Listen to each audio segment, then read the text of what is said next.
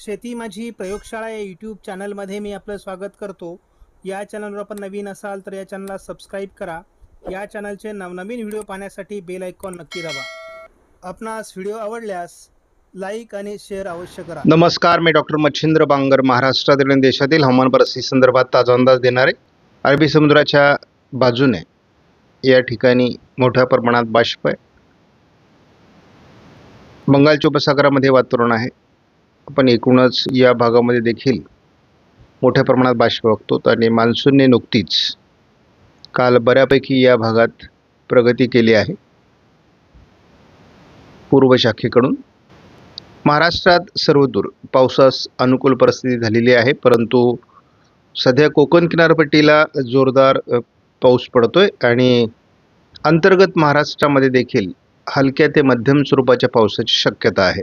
मान्सूनने काल बऱ्याच विश्रांतीनंतर पूर्व शाखेकडून प्रगती केली आहे.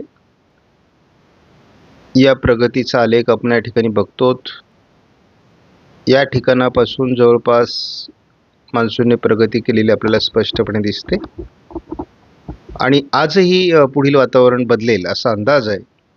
पश्चिमी शाखा जरी ठप्प असली तरी पूर्व शाखा बरीच प्रगती करेल असा अंदाज आहे आणि 4-5 तारखेपर्यंतच भारताचा बहुतांश भाग हा व्यापलेला असेल असा अंदाज आहे. जूनच्या रिपोर्टमध्ये म्हणजे 1 जून ते 30 जूनच्या दरम्यान गुजरात आणि छत्तीसगड या 2 राज्यांमध्ये दुष्काळी परिस्थिती स्पष्ट दिसते. बाकी राज्यांमध्ये जरी परिस्थिती सुधारली असली तरी केवळ सध्या तरी पश्चिम बंगाल, राजस्थान, पश्चिमी मध्य प्रदेश आणि आंध्र प्रदेश, रायलसीमा याच भागात परिस्थिती व्यवस्थित आहे. अन्यथा खूप मोठ्या प्रमाणात पावसाची घट जूनमध्ये बघायला मिळाली. 60% केवळ पाऊस झालेला आहे. आपण या ठिकाणी बघतो महाराष्ट्रामधील परिस्थिती देखील तशी गंभीर आहे. महाराष्ट्रात दुष्काळी परिस्थिती ही धुळे आणि नंदुरबारमध्ये स्पष्ट झाली आहे. भंडारा, गोंदिया आणि गडचिरोलीमध्ये झाली आहे. या ठिकाणी ठाण्यामध्ये बघतो परिस्थिती, सातारा, कोल्हापूर, हिंगोली किंवा अगदी भंडारा, गोंदिया आणि या भागामध्ये देखील आपल्याला स्पष्टपणे दुष्काळी परिस्थितीचा अंदाज आला आहे आणि 50% एकूण महाराष्ट्राची टक्केवारी आलेली आहे. मात्र काल 30 जूनचा पाऊस यामध्ये आकडेवारी जरी दाखवला असला तरी तो आज ॲड होईल, कारण रात्रीपर्यंत पाऊस पडलेला आहे आणि त्यामुळे या आकडेवारीत थोडी सुधारणा होऊ शकते. परंतु एकूणच 50% पाऊस केवळ महाराष्ट्रात जूनमध्ये पडला. याचे दुसरे 2 कारणं आहेत. एक, मान्सून एल निनोच्या वर्षामध्ये उशिरा येतो आणि खूप कमी दिवस बरसतो. 22 तारखेला मान्सून सक्रिय झाला. मुंबईमध्ये आपण बघितलं 23 तारखेला मान्सून आला आणि पुढे तो फार सक्रिय राहिला नाही. त्यामुळे पावसाचं प्रमाण कमी राहिलं. त्यामुळे जूनची सरासरी कमी येणं अपेक्षित आहे. परंतु समजा जर जुलैमध्ये या पावसाच्या प्रमाणात सुधारणा झाल्या तर मात्र आपल्याला थोडी रिकव्हरी मिळू शकते, कारण जो पाऊस जूनमध्ये पडणं अपेक्षित होतं तो जुलै आणि जूनचा पाऊस जुलैत पडतो का हे आपल्याला बघावं लागणार आहे. दिलेले आहेत ते आपल्याला इथे स्पष्ट दिसू लागले आहेत. मान्सून पुढे सरकण्याचं लक्षण आहे. पश्चिमी राजस्थान सोडला तर संपूर्ण भारतामध्ये पावसाळी परिस्थिती आहे आणि मध्य भारताच्या आणि उत्तर भारताच्या काही भागामध्ये ऑरेंज अलर्ट देण्यात आलेला आहे. त्याचबरोबर कोस्टल कर्नाटक आणि कोकणातही ऑरेंज अलर्ट आहे. जे आज भारतभर चांगल्या पावसाचा अंदाज आहे. उद्या मात्र महाराष्ट्रामध्ये पहिल्यांदा रेड अलर्ट देण्यात आला आहे. यामध्ये उत्तर महाराष्ट्र, मध्य महाराष्ट्र, पश्चिम महाराष्ट्र आणि कोकण रेड अलर्ट देण्यात आलेला आहे. त्यामुळे 2 तारीख आपल्यासाठी महत्त्वाचे. विदर्भामध्ये ऑरेंज अलर्ट आहे आणि मराठवाड्यामध्ये येलो अलर्ट आहे. त्यामुळे महाराष्ट्रासाठी ही महत्त्वाची बाब आहे. महाराष्ट्रातला रेड अलर्ट कायम आहे आणि रेड अलर्टचा अर्थ असा असतो की या ठिकाणी शाळांना सुट्ट्या देणं किंवा इतरही काळज्या घेणं आवश्यक असतं. त्यामुळे पुढील 2 दिवस 2 आणि 3 तारीख महत्त्वाची आहे. शिवाय या 2-3 दिवसामध्ये संपूर्ण भारतात मान्सून पोहोचणं देखील शक्य आहे, कारण त्या पद्धतीचं वातावरण तयार होत आहे. भारतीय हवामान खात्याच्या अंदाजानुसार हा अलर्ट 3 दिवस सातत्याने आहे. त्यामुळे अतिमुसळधार पावसाची शक्यता ही महाराष्ट्रामध्ये बहुतांश भागात निर्माण झालेली आहे. हेच कोकण वगळता उत्तर महाराष्ट्र, मध्य महाराष्ट्र आणि पश्चिम महाराष्ट्रात रेड अलर्ट आहे. आणि इथे गंमत आपण बघतो की मराठवाडा आणि विदर्भात पाऊसच होणार नाही अशा पद्धतीचा अंदाज आहे. परंतु हा अंदाज बदलेल. 6 तारखेला मात्र आपण बघतो ज्या ठिकाणी रेड अलर्ट होता त्या ठिकाणी ऑरेंज अलर्ट आहे. 6 तारखेला विदर्भ मराठवाड्यामध्ये पाऊस दाखवलेला नाही, परंतु हा अंदाज पूर्ण बदलणार आहे. कारण या दरम्यान या ठिकाणी मुसळधार पावसाची शक्यता आपल्याला दिसते. प्रचंड सुधारणा पावसाच्या प्रमाणात झालेली आहे. मान्सून आपल्याला या भागात थोडा पुढे सरकलेला दिसला आणि त्या ठिकाणी काल पाऊस झालेला आहे. आणि एकूणच पाऊसमान असं आहे, म्हणजे ज्या ठिकाणी मान्सून दाखवलेला नाही त्या ठिकाणी पाऊसही झालेला नाही. अतिशय जोरदार पाऊस आपल्याला काल रत्नागिरी, सिंधुदुर्ग, रायगड जिल्ह्यामध्ये झालेला दिसतोय. थोडं आपल्याला अजूनही या भागात सुधारणा दिसत नाही. मात्र विदर्भ, मराठवाडा, जळगाव जिल्ह्याच्या काही भागात चांगला पाऊस काल देखील झालेला आहे. आणि संपूर्ण भारतात पावसात मोठ्या प्रमाणात सुधारणा देखील झालेली आहे. CFS मॉडेलने त्याचा अंदाज कायम ठेवला आहे. विदर्भ आणि कोकण असं अतिवृष्टीची प्रसंग 30 जूनपासून तर 7 जुलैपर्यंत महाराष्ट्रात जबरदस्त पाऊस होण्याची शक्यता CFSने व्यक्त केली आहे. आणि विशेष म्हणजे पुढे सातत्याने संपूर्ण महाराष्ट्रभर हे पावसाचं वातावरण जवळपास 14 जुलैपर्यंत राहील असा या मॉडेलचा अंदाज आहे. तुमची सुधारणा झाली आहे. आपण झटपट अंदाज बघणार आहोत. कोकण किनारपट्टीला नुकताच रेड अलर्ट देखील देण्यात आलेला आहे. त्यामुळे आपण याही भागावर लक्ष देऊन आहोत. परंतु एकूणच भारतात पावसाचं प्रमाण देखील वाढणार आहे. या भागात एक चक्राकार स्थिती विकसित होण्याचा देखील अंदाज मॉडेल दाखवू लागले आहे. ही चक्राकार स्थिती आपल्याला या ठिकाणी स्पष्ट दिसते. त्यामुळे कोकण किनारपट्टीला किंवा कोस्टल कर्नाटकापर्यंत पावसाचं प्रमाण अधिक वाढेल असा अंदाज देखील व्यक्त करण्यात आला आहे. या नवीन विकसित होणाऱ्या कमी दाबाचा किंवा हवामान प्रणालीचा प्रभाव विदर्भ आणि मराठवाड्यात पडण्याची शक्यता 3 तारखेला देण्यात आली आहे. त्याच दरम्यान कोकणात देखील रेड अलर्ट देखील देण्यात आलेला आहे. म्हणजे आणखी पाऊस या ठिकाणी जास्त होणार आहे. दरम्यानच्या काळात संपूर्ण उत्तर भारतामध्ये मान्सून पोहोचेल, परंतु थोडा राजस्थान, गुजरातचा भाग राहण्याची शक्यता आहे. पश्चिमी शाखा देखील थोडी प्रगती 3 तारखेपर्यंत करण्याची शक्यता असून या भागात देखील मान्सून पुढे सरकेल.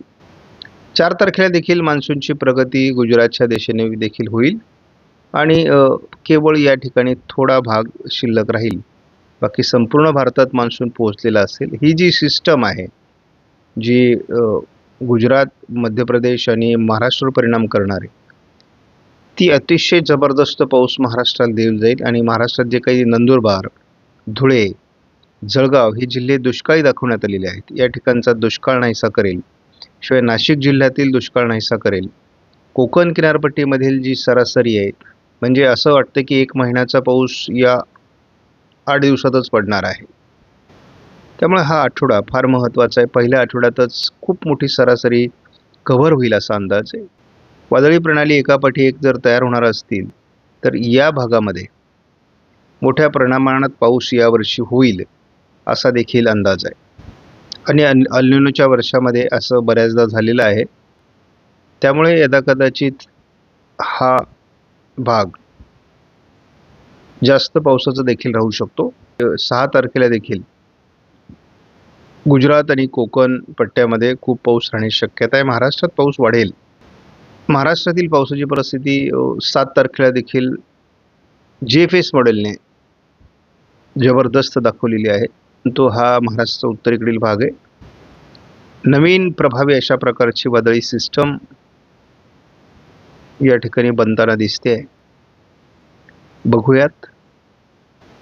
आणि महाराष्ट्रात पावसाचा अंदाज कायम आहे. भारतात संपूर्ण मान्सून 8 तारखेला पोहोचण्याची डेट आहे आणि तोपर्यंत संपूर्ण भारतात मान्सून पोहोचलेला असेल. ECMWF मॉडेलनुसार मी महाराष्ट्रातील पावसाची परिस्थिती बघतोय. आजपासून महाराष्ट्रातल्या पावसाच्या प्रमाणात सुधारणा होईल असा प्राथमिक अंदाज आहे.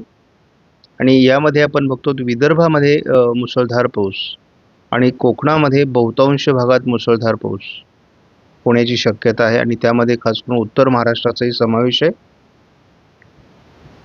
या भागातही पाऊस आहे, परंतु पावसाचं प्रमाण कमी आहे. परंतु संपूर्ण देशामध्ये जर आपण विचार केला तर महाराष्ट्रामध्ये जबरदस्त पावसाची शक्यता आहे. पश्चिम महाराष्ट्रातला पाऊस थोडा कमी होईल, परंतु विदर्भात आणि कोकणात अतिवृष्टी कायम असणारे आणि या ठिकाणी खास करून कोकणामध्ये रेड अलर्ट देण्यात आलेला आहे. उत्तर महाराष्ट्र, मध्य महाराष्ट्रात रेड अलर्ट आहे. त्यामुळे घाटमाथ्यावर खूप प्रचंड पाऊस पडणार आहे आणि त्यामुळे हा रेड अलर्ट देण्यात आलेला आहे. ECMWF मॉडेलने महाराष्ट्रातील अतिवृष्टीची परिस्थिती दाखवण्यात आलेली आहे आणि हा अलर्ट अतिशय महत्त्वाचा. नाशिक जिल्ह्यामध्ये सुद्धा काही भागात अतिवृष्टी असू शकते आणि छत्रपती संभाजीनगर सहित आपल्याला उत्तर महाराष्ट्रात देखील काही भागात अतिवृष्टीची शक्यता दिसते. आणि आपण गडचिरोली, गोंदिया आणि भंडारा या ठिकाणी जी काही घट आहे पावसाची ती देखील कव्हर होऊ शकते असं दिसतंय. 4 तारखेला देखील अतिवृष्टीची शक्यता अगदी मराठवाड्याचा उत्तर भाग, पश्चिम विदर्भ, उत्तर महाराष्ट्र, संपूर्ण कोकण, घाटमाथा या ठिकाणी मध्य महाराष्ट्रासहित अतिवृष्टीची शक्यता आहे. 5 तारखेला देखील महाराष्ट्रात अतिवृष्टीची शक्यता आहे. कोकणामध्ये आणि घाटमाथ्यावर 200 ते 300 मिलीमीटर पाऊस काही भागात होऊ शकतो. एवढी जास्त परिस्थिती दाखवण्यात आलेली आहे. त्यामुळे या वादळी प्रणालीचा महाराष्ट्रावर परिणाम होणार आहे आणि महाराष्ट्रातील अतिवृष्टीचे संकेत कायम आहेत. 6 तारखेला पश्चिम महाराष्ट्रातला काही थोडा अपवाद वगळता संपूर्ण महाराष्ट्रात अतिवृष्टीचे संकेत कायम आहेत. यामध्ये प्रभाव हा जालना जिल्ह्यावर असणारे, बुलढाणा जिल्ह्यावर असणारे. यावर्षी बुलढाणा जिल्ह्यात आत्तापर्यंत देखील मुसळधार पाऊस, बऱ्याच भागात अतिवृष्टी आहे. पेरणीसाठी अकोला, बुलढाणा, जालन्याच्या काही भागात शेतकरी खोळंबलेले आहेत. छत्रपती संभाजीनगर आहे, जळगाव आहे, नंदुरबार आणि धुळे जिल्ह्यामध्ये अतिवृष्टी दाखवण्यात आली आहे. घाटमाथ्यावर म्हणजेच पुणे पश्चिम, नाशिक पश्चिम, सातारा पश्चिम, कोल्हापूर पश्चिम भागामध्ये सुद्धा अतिवृष्टी दाखवण्यात आलेली आहे आणि कोकण किनारपट्टीला देखील अतिवृष्टीचा इशारा आहे. 6 तारखेला देखील हे संकट कायम आहे. त्यामुळे ज्या विभागात दुष्काळ पडेल असं वाटत होतं त्या ठिकाणी अतिवृष्टी होईल अशा प्रकारचा अंदाज जुलैच्या पहिल्याच आठवड्यात आहे. महाराष्ट्रावरच या संपूर्ण सिस्टमचा परिणाम दाखवण्यात आलाय. पण एक लक्षात घ्या, कुठलीही वादळी सिस्टम आज जो अंदाज दिलाय तसाच अंदाज उद्या असत नाही.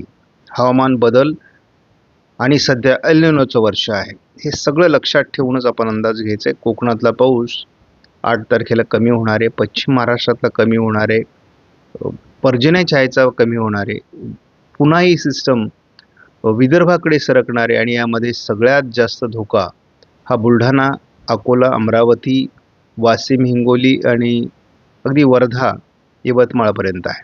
9 तारखेला विदर्भात मुसळधार पावसाची शक्यता कायम आहे. महाराष्ट्रातल्या उत्तर महाराष्ट्र आणि विदर्भातील उत्तरेकडील भागामध्ये जिल्ह्यांच्या देखील पावसाची शक्यता कायम आहे. कोकणात पाऊस सक्रिय राहू शकतो 9 तारखेला. व्हिडिओ जरा मोठा होतोय त्यामुळे आपण या ठिकाणी केवळ 10 तारखेपर्यंतच या मॉडेलचा अंदाज बघणार आहोत. कोकणात पाऊस सक्रिय राहील असा अंदाज 10 तारखेपर्यंत देण्यात आला आहे. आपण या मॉडेलचाही 10 तारखेपर्यंतच अंदाज बघणार आहोत. जी अतिवृष्टी आपल्याला मॉडेलने दाखवलेली आहे ती या ठिकाणी जवळपास स्पष्ट आहे. नंदुरबार पर्यंत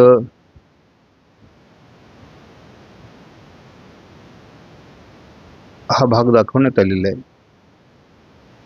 आपण या ठिकाणी बघतो हा पट्टा अतिवृष्टीचा आहे. आपल्याला या ठिकाणी या भागामध्ये पावसाचं प्रमाण थोडं मर्यादित दिसतंय, परंतु गरजेपुरता पाऊस या ठिकाणी पडून जाईल असा अंदाज आहे. तर आपण बघतो आजच याची सुरुवात होणार आहे आणि विशेष म्हणजे उत्तर कोकण, नाशिकसह अगदी पश्चिम अहिल्यानगरपर्यंत याचा परिणाम आता सकाळपासूनच सुरू होणार आहे.